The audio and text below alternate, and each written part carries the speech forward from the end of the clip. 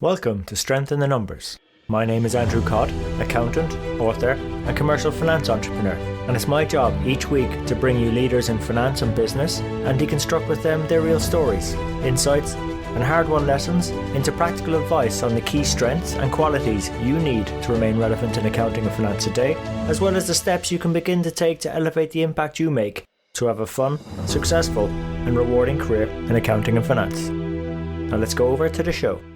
You're going into China now. He said, take your time to understand them, but be who you are. Don't try and become Chinese. And now that sounds very obvious, but he said, be proud of your culture and where you come from and keep that because people want to hear about that too. Hi everyone, and you've just heard from this week's guest mentor, John Barrett. And John's a fellow Irishman who has had a fantastic career working in a number of different countries that really stemmed from taking a trip to the 2000 Olympics, which, as some of you might remember, was in Sydney, Australia. And from there, John had a number of different positions within Japan, China, Asia Pacific, before heading back over to Europe. And we talk about John's journey in those roles and also some of the important lessons he uncovered, which was around the importance of having a fantastic finance team who are always looking around the corner for the business.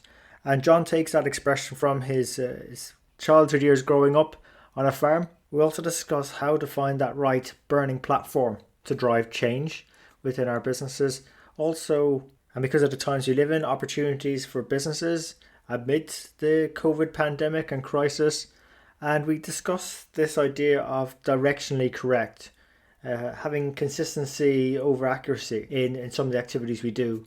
So look, it was really great to catch up with John. And if you enjoyed the conversation, please check out the timestamp show notes, key quotes, resources and ways to connect with John and more at SITNshow.com. And you can also recommend the episode to your friends and colleagues, and they can subscribe on all the major platforms: iTunes, Stitcher, SoundCloud, YouTube and Spotify. And as always, we really appreciate tuning into the show. So without further ado, over to John and the show. John, welcome to the show. Thanks. Very nice to be here. Yeah, no, it's great to have a fellow Irishman on the show. I love it. Our tiny little island that we find ourselves in different parts of the world. So yeah, you're over in Lausanne at the moment, yep. Locked down like the rest of us. Yep. But in terms of your journey to get to Lausanne, would you mind maybe taking our audience through your career journey in accounting and finance? Yeah, no problem. Yeah, and thanks for doing the show. It's fantastic. I've been listening to a few of the episodes and they're actually really interesting. Lots of different topics, right? And you pick different things out of different elements of it. So yeah, well done. So my journey, I don't know how far back to go. I grew up as a farmer's son. I'm still a farmer's son. And as I tell people, I'm originally from Ireland and I'm still from Ireland. So it's the same with the farm. And actually the farming is really important because it instills certain qualities, which I still take this day. And whenever I talk to people about what drives me and what makes me up, it really goes back to that farming background, right? You know, hard work. You really have to look around the corner as well, which is really interesting in finance because what I find is a lot of the time, you know, we do have to report, right? And we have to look back and we have to complete the reports. But actually, I think 75% of finance should be looking forward. With farming, my father would buy the old Moore's Almanac or whatever it's called, right? So you get the weather a long way out and you start planning for the years ahead, right? You're not planning for just this year, right? And if you're a dairy farmer, you get all your income in 3-4 months of the year. You got a whole year to plan out. And so you really have to start looking forward rather than, you know, explaining what happened in the past, right? You know, it's not much good for my parents to explain what happened in the past. They got to look forward. Yeah, so I grew up as a farmer's son, and then I went to college and did all that stuff. I went to college in UL and Tralee RTC for 2 years, and then UL for 2 years. I did business studies. And I worked for a company called Wyatt Medica. I worked originally for Wyatt Nutritionals, which was baby food factory in Askeaton, and then I moved to the pharmaceutical plant in Newbridge, which was fantastic. And after 3 years of that, one day I went into a travel agent and booked a one-way ticket to Australia in the year of 2000. And the reason I did that was I wanted to go see the Olympics, actually. And I put a carrot in front of myself.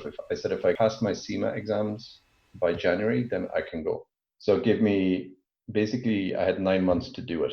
So I got my CIMA exams in 9 months. So I did 4, which is a bit unusual, but gave up the drink for a whole year, my head down. I said, you know, the carrot was big enough, to be fair, and actually I really enjoyed it because I enjoyed that kind of accounting. So I packed my bags, went to Australia, had a great time at the Olympics, and 2 things happened really that changed my life in Australia. Number one, I was lying on the beach. I needed a visa and I needed money. I was out of money, no visa.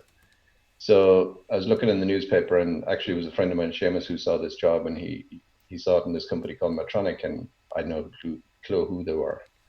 So he said, you should apply for this. So I did. It was a temporary job. I applied. That was 2002. I'm still with them today. So it's been quite the journey. And then the other thing that happened was in 2000, around, sorry, that was 2000. So I'm with them 20 years. So in 2002, then we decided, there was a group of us there, we decided it was time to head back to Ireland. So what we did was we booked tickets to the Soccer World Cup in Japan, and that we would come back that way. In the meantime, the regional boss at the time, he offered me a job in Japan over the phone. He said, look, since you're coming for the World Cup, why don't you just come and work for us here? So I said, sure, why not? What have I got to lose? So I did that. I took a job in Japan as an Asia Pacific analyst. Did that for a couple of years. And then actually in my last week in Australia, I met my wife. She's English. Oh. We met on a bus in the west coast of Australia. So it was quite, they were the two biggest events in my life. So, and I've been with Medtronic for 20 years. I worked for 3 years in Japan. Then I went to China for 3 years. And that was actually, somebody was talking to me about this yesterday. That was really a forming experience, because at the time, China for Medtronic was $100 million. And we set a plan to grow it to 800 million in 5 years. And we actually did. We did it. It was amazing. And it was so much fun. And one of the things I learned in that time, actually, which is quite interesting, is you have to take risk. You're not going to do that if you don't take some risks, right? It's planning everything out and doing a business case and all this stuff. It's really important. But at some stage, you're going to have to pull up your swimming trunks and jump in the pool, right? And go for it. And A, you got to take the risks. B, you're going to make some mistakes, and that's okay. You know, obviously don't screw up all the time on purpose, but you're going to screw up. We made loads of mistakes along the way, but by God, did we learn, right? So that was 3 years of the best learning of my life. It was fantastic. So I'm just trying to get my head around the numbers there, John. I mean, that one is a phenomenal growth, but if you think about accounting, we're there to ensure there's control. It's sort of things get measured. I mean, like how do you keep up, or how do you support the business when there's that rapid growth of change? How can finance best support the business? I was really lucky at the time. I had a fantastic finance team. Actually, I think it was a really interesting dynamic there at the time. I had a lot of young people, so I had a lot of 25 to 30-year-olds in the team. So they were all fresh-minded, not stuck with the past, and they built good controls. So we had good controls, but really it was about more looking forward, and again, that forward-looking thing and anticipating what the business is going to do. So we did some joint ventures.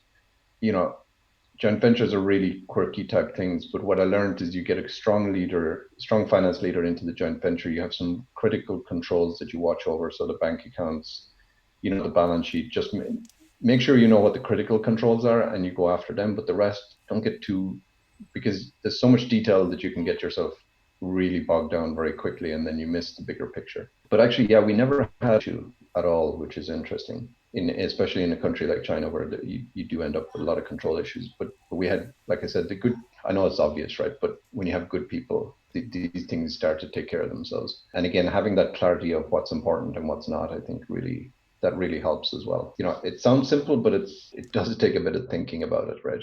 And if you do it right, it's okay.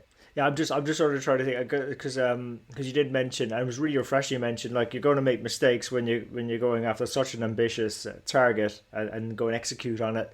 I suppose sort of any interesting stories about maybe one of those learnings from mistakes that you know you sort of carried through with you into later roles. It's interesting, and we go back to the controls. Actually, one of the mistakes that we made was we had a leader who was very focused on so we made this JV, which was one of the biggest things we did. We did with a local company, which was fantastic. But he got very focused on what was in the joint venture agreement and kind of the letter of the law of it, right? When what's really important is what's important for your partners. So having that discussion with the partners, you know, regularly, that you know, at the beginning, weekly, with the senior people in your partner, that you sit down with them and you say, look, what's on your mind? What do you think is going well? What's worrying you? China is a very similar country to Ireland, where a relationship is actually really important. You build everything from the relationship that you have with the other people. So that was a big I think learning. there's a word for that, isn't there? There's a word for that process, is there? Yeah, there is actually. It's called Yeah. guangxi in China. Guangxi. Yeah, Is that what it guangxi. is? Yeah, and it's really important. And when you sit down with a partner, you don't discuss business first. You get to know each other, which is a bit, I think, of an Irish trait as well. Definitely. Yeah, and actually they go to the pub to do it as well, so it's very similar. But yeah, that was a big learning that relationship is so important, and really thinking, sitting down with them, thinking, and difficult discussions are no problem, right? We had several times where we walked away from the table and said, look, this is not going to work out. There was no hard feelings. A couple of weeks later, the dust settles down. Okay, let's get back again and see if we can figure this one out, right? So the discussions don't go that easy, right? You have to know when to walk away is probably the other lesson that I learned. I remember my boss at the time saying, okay, John, we're out of here now. We're just not going down this path. And I was like, but this is too important to walk away. And he's like, no, we're just going to walk away. We've crossed the line now. We're out. And I was like, wow. But again, they came back, which was okay. If they hadn't come back, that was okay too, because he was right. He knew the line and he said, okay, now we're getting too close to that line. I'm out. And on we went. So, because I was about to ask you, how do you know when to walk away? And is that just knowing what your lines are? I suppose Yeah. it's that you sort of said early on. It's the clarity, it's the focus, attention. Knowing what the goals are. Yeah. And that's where you do need the business case, right? So I said at the beginning, don't get too worried about it, but you do. That's where the business case is really powerful, because then you know that, okay, if I give away this now, okay, my business case is now completely underwater, right? So what's even the point anymore? So if you've done that homework at the beginning to prepare yourself, that's really important. But where I see people get stuck sometimes is they spend too much time on the business case and they want to get everyone to agree on it, and everyone from here to the Pope has to approve it, right? That's the stuff I get allergic to. It's more, look, are we directionally correct rather than are we precisely wrong? Yeah, well, you mentioned that word directionally correct. That's a word I've only probably heard in the last 10 years. And that's despite, like yourself, probably started my training about 20 years ago. So, yeah, it's something we don't tend to cover when we do our exams or our accounting training. So what does directionally correct mean to you, John? At the end of the day, we're employed for our brain and our gut, right? And how those two sync with each other. And I think that's what directionally correct is leveraging that, right? Because if you talk about, it was actually one of my bosses previously, he told me this: do you want to be directionally correct or precisely wrong? You choose. That's a good way of looking at it. And I think it comes down to that if you want to be, it's like when we do revenue forecasting, right? We do revenue forecasting, different companies do it different cadence, right? Some people do it daily, some people do it weekly, some people do it monthly. And I always say that, again, it has to be directionally correct, because why are we doing it in the first place? We're doing it so that we understand what other decisions we need to make to meet our commitments for the quarter, right? So that's why we're doing it. So we want to be directionally correct. If we want to be precisely accurate, if we want to get to 99.9%, the best way to do that is after the quarter close. 100% then. You're 100% right on that day. And a lot of people talk about getting accurate forecast accuracy. I struggle with that a lot, actually, because forecast accuracy is only okay if you meet your targets. But if I give a forecast to my boss and she says, John, that's not good enough, I need you guys to do more, then forecast accuracy goes straight out the window, because I can come back at the end of the quarter and say, look, my forecast was 100% correct. She's like, yeah, but you didn't meet my expectations. So, you have to keep the two in balance. That's fascinating. I think that probably gets lost in that focus, that quest for accuracy, Yeah. Meeting expectations and delivering on those relationships and expectations. That goes out the window a bit. So I suppose, look, you did that time in China. So where did you go next then after China? So then I moved back to Japan. Actually, I took the role as the head of Asia Pacific, which was quite an interesting journey. And the company changed different structures. So I did that for a couple of years, and I actually moved to Singapore for 1 year in that as well. So I was in Japan for 2 more years and Singapore for 1 year. And then the company had changed different structures. So the Asia Pacific region as it was had gone. So my job had kind of gone away, and I was kind of in a different holding job. And then for one reason or another, this job came available, the one I'm actually in today, 8 years ago, in around April, May of 2012. They asked me would I move to Switzerland, and that was a 2-minute conversation. It was like, absolutely, yes. And a big part of that was coming closer to home, coming closer to the family, and being. Yeah, but I like how you picked a neutral country, though. Yeah. Like with your wife's allegiances, your allegiances. Yeah. Nice choice. That made it a bit easier, but yeah, no, it's a fantastic place to live. It's really good. And what was interesting about that actually, though, was there was 2 schools of thought, as I discussed with people that I trust, kind of mentors and kind of advisors. And I was asking them, what should I do? Should I stay in Asia or should I come back? And they're like, well, there was two schools of thought. One was the job is a fantastic job, just go for it. You'd be crazy not to. And the other was, Asia is so much fun, right? It's growing fast and, it's dynamic and this, that, and the other. But then I came back and I've never regretted coming back. But the thing that struck me is because the growth in Europe is slower, the level of innovation in total is higher. But then when you come into a company, the level of innovation around processes. So that's why shared services in general starts in Europe, because you have to. That's a good thing that you have to do something, because it forces you to, if you're not forced to innovate, you don't need to innovate. In a country like China where everything is growing fast, actually product innovation doesn't get rewarded that fast. It's more market access, right? So it's more about selling more to more people than it is here. The competition is fierce, right? Because the market is not growing. So if you don't It's innovate much more mature. your product, you're not going to win, right? And it's the same within the company. If you're growing at 1-2%, if you don't innovate in your back office, you're going to die, right? Yeah, I really like how you painted that one out. Actually, no, you're on a really good thread here, because the time we're finding ourselves in the moment, John, where let's face it, there's a lot of potential contraction for some companies at the moment. We're going to have to innovate our processes, become a bit more flexible, adaptable, and so on. This could be a great opportunity for us. What we're going through at the moment, particularly more mature industries that are going to, how do we emerge from lockdowns and COVID-19? No, I couldn't agree more. And like, there's two benefits is for finance. Number one, the business has never needed us more, right? Because it's like, we joked the other day in the company, we were trying to forecast, and we work in healthcare, right? So you can only imagine. We were trying to forecast the next 3 months, and I was like, well, whose crystal ball is shinier than the other, right? That's exactly what we're trying to do. But it's really important. Again, it's back to that. Well, why are we doing it? We're doing it so that we understand the trade-offs that we need to make, so that we can honor our commitments to shareholders and other stakeholders, to employees. Yeah. Because as a company, we've made a commitment not to lay off employees during this time.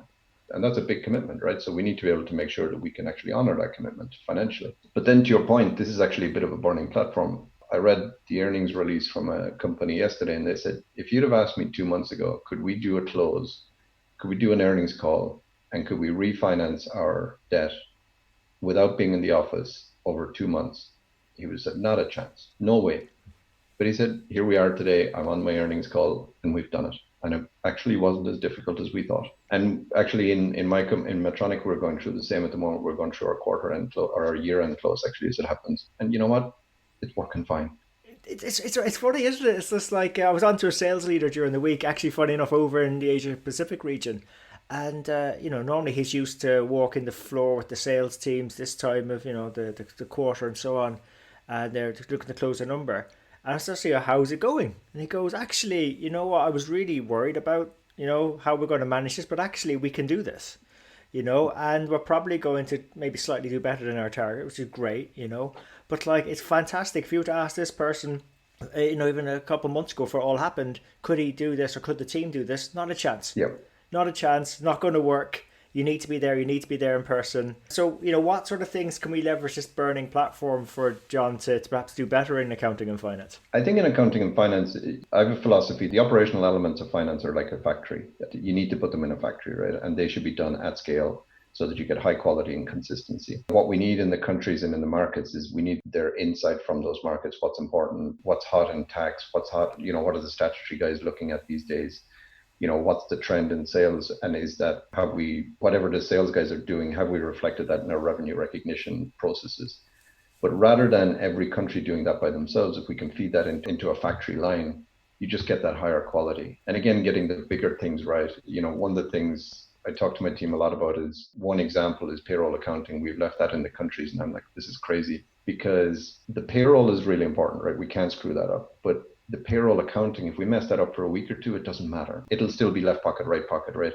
Yeah. What cost center goes into, I'm not that worried. As long as the first thing is the company accounting correct? If the answer to that is yes, then how it's done within the company, I'm less worried about. But it takes a big event then to say, well, what, we're going to do all of that accounting with 2 people centrally rather than 0.2 of 20 people across many, many countries. So I think it's the opportunity again to go even faster on those things, because I see it now as we're making decisions, as we're closing the quarter or closing the year. It's so much easier to make the big decisions when you have a couple of people. And it actually helps everybody in the markets as well, Good because point. they're Yeah. not trying to come up with different ways.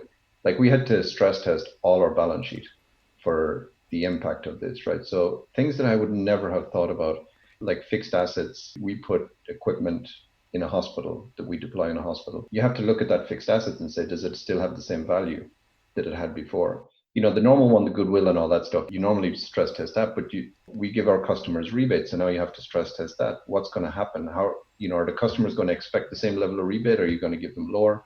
So you have to stress test all these things. To be able to do that from a core is so much more powerful than saying to everybody, here's what you need to do. Now go have a good time and do it. And that'll be done inconsistently with the best will in the world, right? Because we've really, really good people all across the board, right? We're really smart people. But in a way, what happens is when you have really smart people, they all do it slightly differently because they all have their own lens coming at it. They're smart enough to do it. So I think that strong core is so important, and it just gives us, I think this crisis now gives us the chance again to emphasize that. I don't know if that makes sense. Yeah, no, I think it does, and I actually see this happening in a lot of other teams around the world, John. Like it feels like some might be calling it a center of competence or a center of expertise, Yeah. but really it's that line. I was watching a documentary about Volkswagen Group, and I think it's their Wolfsburg plant. It's huge, it's massive. And when you were talking earlier about improving the process, the innovation around that coming out of Europe, I was just thinking this big VW factory, which is a city in itself. Yeah. And you got on one part you might have robots doing a lot of the work because they've got the process down to that way. If they have a change up in design, they can rejig the robots very quickly to go do the work. But then you've also got maybe sort of the more sort of people working on designs of new cars, testing, and the scientists and all that, and the R&D.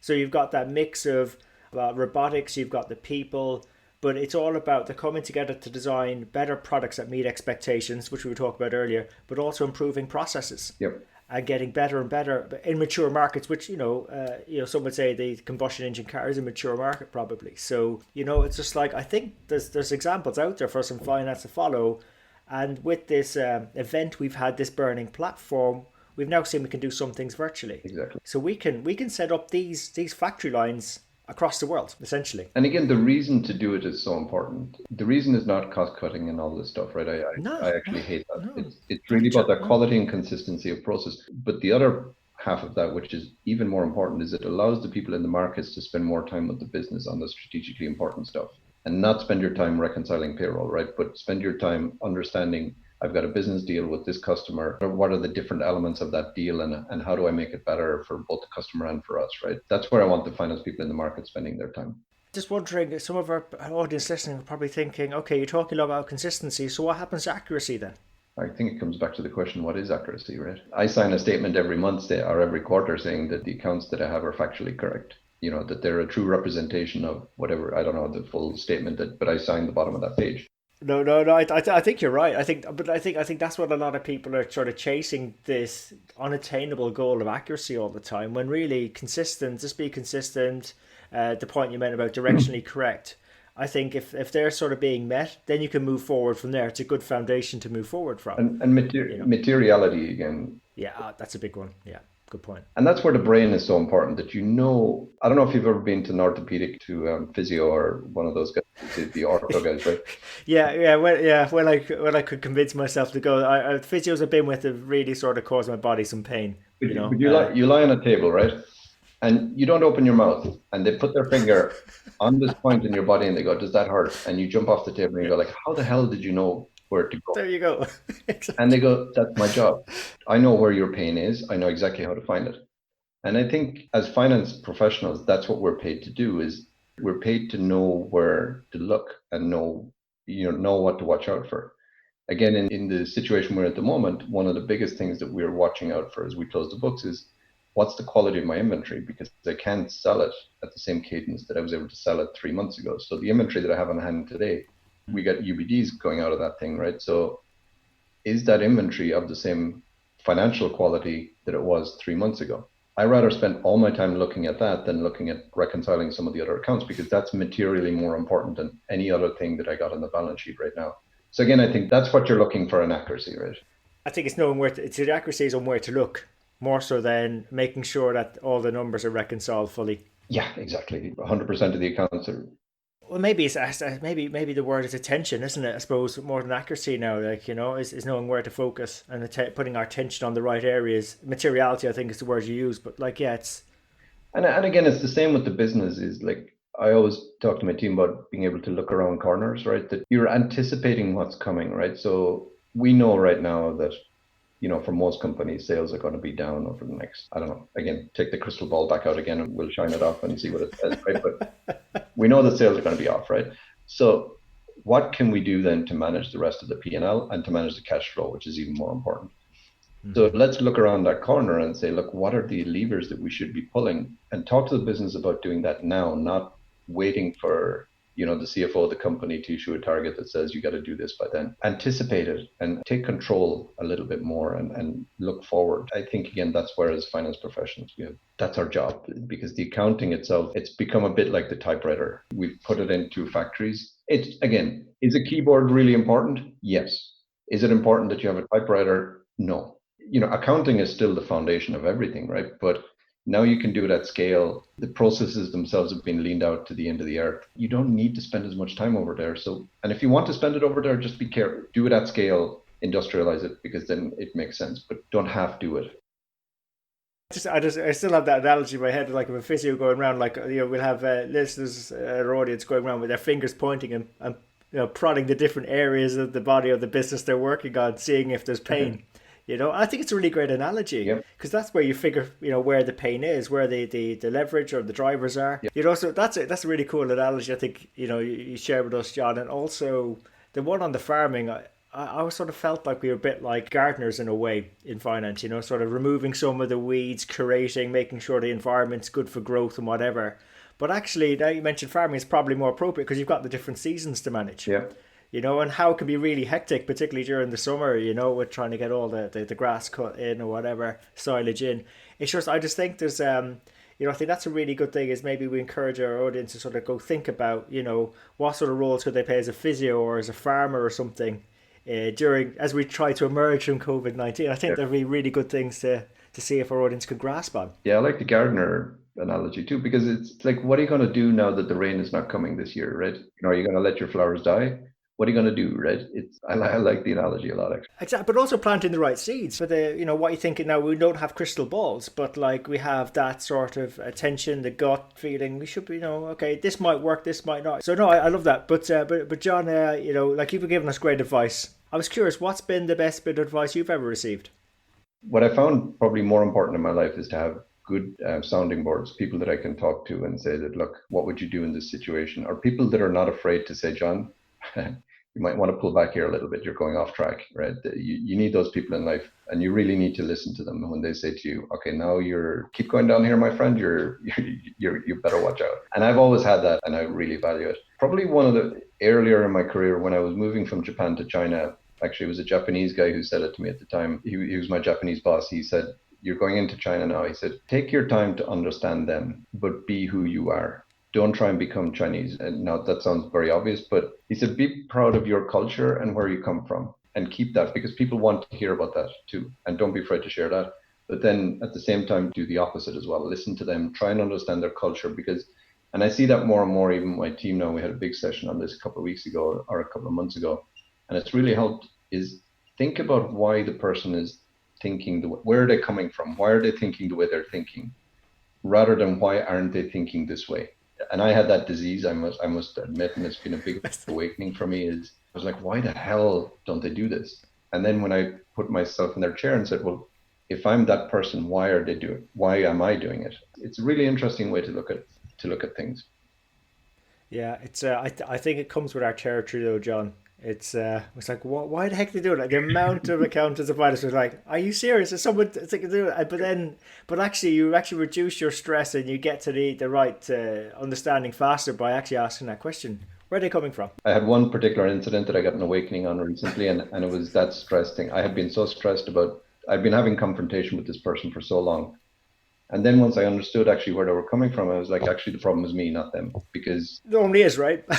Normally, I was trying to push a rock uphill, and I was like, no, this is never going to happen. So no, I appreciate you sharing that. I think you've just saved a lot of our listeners that stress going forward, but they have to follow the advice. You have to ask that question. And you Where are they really coming have to from? slow down and say, look, I assume that this person is coming with the best will in the world, right? That Yes. they're not stupid. There is a logic to their reasoning. And rather than figure out what's wrong with their logic, figure out what's driving their logic. That's a very different lens to look at it through. I trust me, the stress just lifts. It does. And Oh, things is it's an epiphany. It's like, poof. so great bit of advice shared, John. So thanks for that. And I suppose our audience always enjoy when you sort of the guest mentors recommend resources or books to read, go check out. Do you have any favorite books you could recommend? It depends, right, on where you are and what you're doing, right? Maybe two that I would recommend. So the most basic finance book that I've ever read is What the CEO Wants You to Know by Ram Shriram. I don't know if you've ever read it, but Oh, no, no. it talks about the basics of what it is to run a company and why cash flow is so important. Cash is king, right? As most companies will find out in the next 6 months. If they don't already know it, I'll tell you they know it now, right? But what he compares running a business to is running a shoe shine shop in India. And when you do that, you don't, the shoe shine guy doesn't go out and buy 16 different colors of polish. He goes out and buys 2 colors of polish and 2 brushes. And if he gets enough money, he might buy 4. But anyway, so that's the most basic of books. And it's really good. I must say it's a short book, but it really captures what running a business is all about. And then as you get in more into leadership, there's lots of different books. One that I read recently is called Team of Teams. And it even talks about the philosophy of empowering is even by saying to somebody that you're empowering them, you're still keeping the power because you're saying, I have the power to empower you. So, and there's a guy, Bill George, who ran Medtronic at one stage. He has some great books out there. He talks about north, true north, and keeping that compass pointing in the right direction all the time. So again, it depends on where you're at. But Team of Teams is the one I read most recently. But for those who haven't read Bill George, I would absolutely recommend him. Awesome. So we'll put those resources and links into the show notes, John. So thanks for recommending them. And I suppose, if our audience wish to continue the conversation or reach out, where's the best place to connect at? On LinkedIn. Good old LinkedIn. Yeah, who would have thought that 20 years ago when we started out? Yeah, exactly. And I suppose, look again, just thank you for great advice, John. But before we start wrapping up, would you have any maybe parting thoughts for our audience? I've really enjoyed the conversation, I must say, and again, kudos to you facilitating these discussions. Again, there's no right or wrong, there's no good or bad. It's really just different thoughts. And like I said, I've listened back to some of your other podcasts, and if I take 5% out of every one of them, that's a ton of stuff, right? So kudos to you for doing it, and I just encourage people to use that time to reflect, right, and just take that 1 or 2 points. You're not don't write notes on the whole thing, right? It's those 1 or 2 things that trigger your mind, and really spend the time, especially as finance, we have to look forward. It's important to look back and to reconcile and understand what happened and why it happened, but 75% of our time needs to be looking forward and anticipating the future. We're the weather forecast man for the business or woman, and that's really important. Awesome. What a great way to end the show, John. Thank you so much for investing your time with us today and coming on the show. An absolute pleasure. So there you have it. Hope you enjoyed today's show.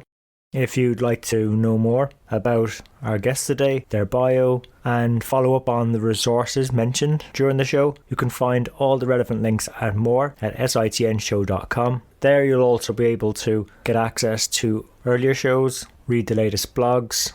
There's also an opportunity to subscribe to our newsletter, which will give you heads up as to when the next show is coming out, latest events, news, and anything that's going to be relevant to help you have a fun, rewarding, and successful career in finance and accounting. And just before you go, we really appreciate your feedback. If there's something we can do better on the show, something that's not working, or something you'd like to see, even a guest you'd like for us to invite onto the show, someone who you think might be able to benefit you more and also the rest of our community, please let me know. You can email me. I'm at andrew@sitnshow.com, or feel free to connect with me on LinkedIn. Just drop me a message so I know how you found me and we can connect.